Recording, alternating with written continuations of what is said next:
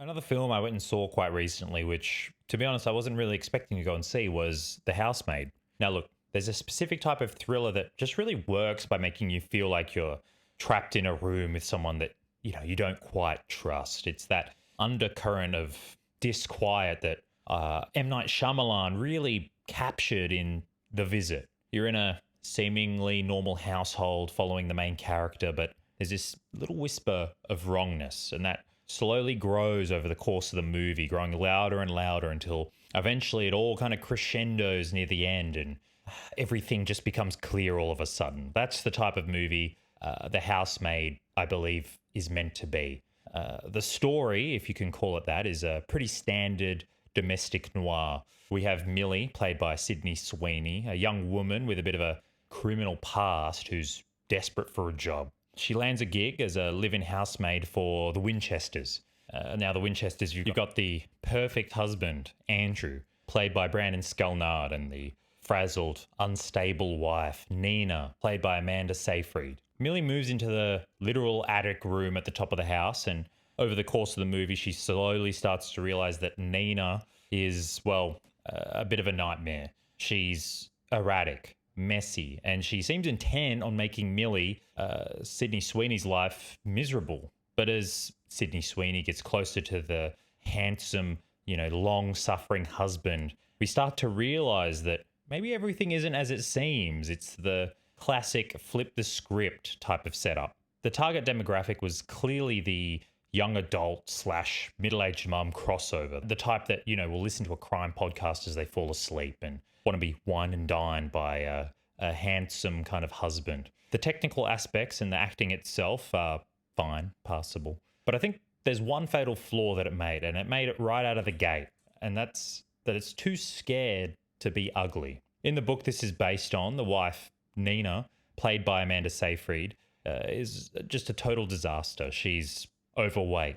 Her makeup is just always slightly off, and she looks like someone who's, psychologically unwell. And that look, that feeling is crucial for the twist at the end, so that when the handsome, perfect husband's true dark nature is revealed, it actually really hits you that Nina, the wife, has purposefully made herself look this way as a defense mechanism to try and become less appealing to her husband. But it's never that simple when it comes to a Hollywood remake. It seems to never be. Big studios especially have a bit of a phobia about letting their lead actors look genuinely unattractive or showing anything genuinely disturbing. It's the idea I saw of sanitized suffering. So instead of the wife, played by someone who might be a little bit better suited to the role, we get Amanda Seyfried, who, well, looks like Amanda Seyfried.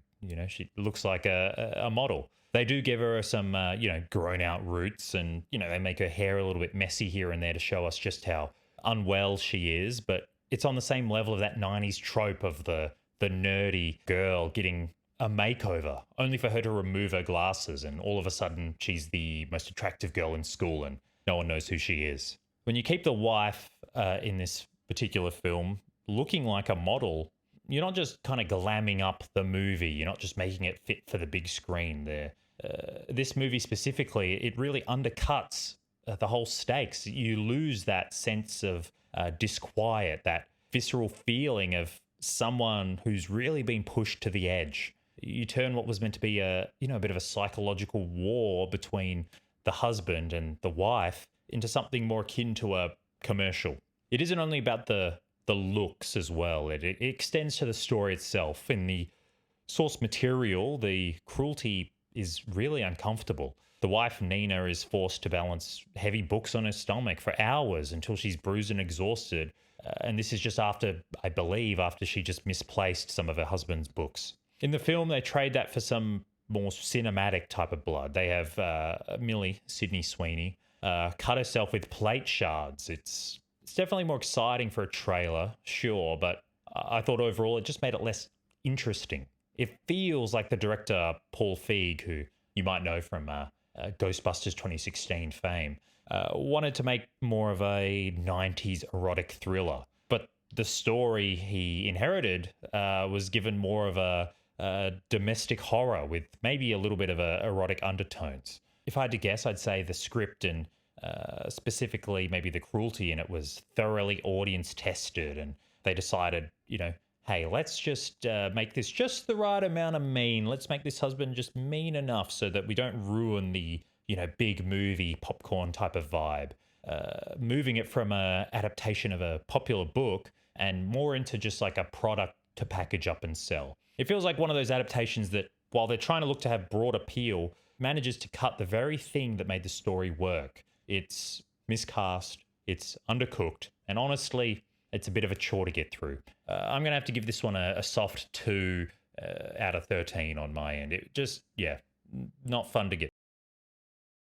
Just when I thought I was on a, generational run of bad and boring long movies, I actually saw something that really caught me off guard.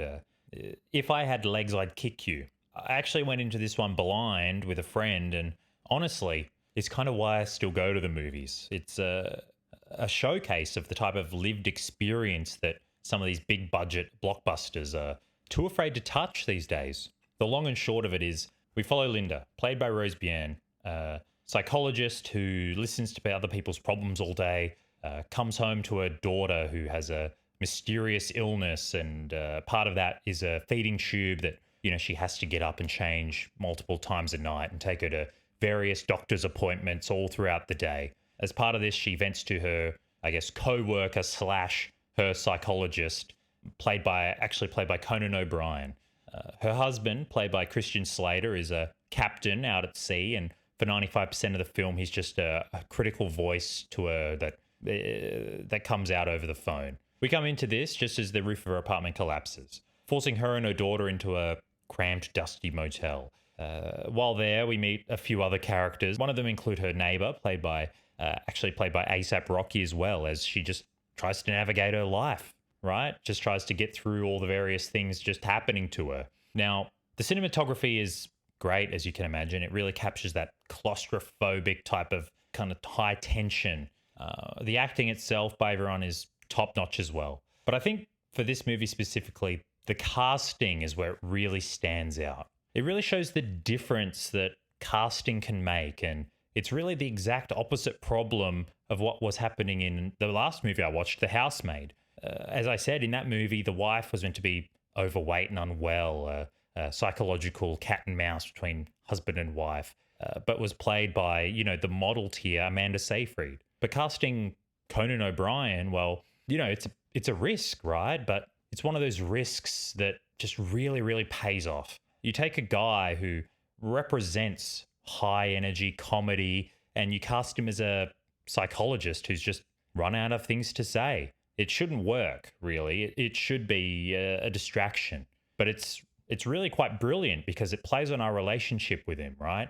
We want him to be funny. We want him to just crack a joke and just release the tension that's seemingly building and building and building throughout the film. And when he doesn't, when he just sits there, annoyed, empty, it just makes that claustrophobic feeling just 10 times worse. I mentioned A$AP Rocky's in this too, playing the motel neighbor. And to be honest, he's actually fantastic as well. He's the one person trying to show her a little bit of kindness in her life, but she just can't take it. It's a great contrast to the cold, distant voice of her husband, Christian Slater, on the phone. Another key part of this is the hole, the motif throughout the whole film, the hole in the roof, the hole in the daughter's stomach for the feeding tube, the hole in her dreams. I really don't want to say too much about all of the motif and what it all means, because I really think this is worth the watch. I'm going to give this one a 11 out of 13. It's just a real punch to the gut, but one that you really want to feel, right? It reminds you that sometimes the most spectacular thing you can put on a screen is just a person working through their life, working through their problems until they slowly reach some sort of breaking point. All right, guys. Thanks. See ya.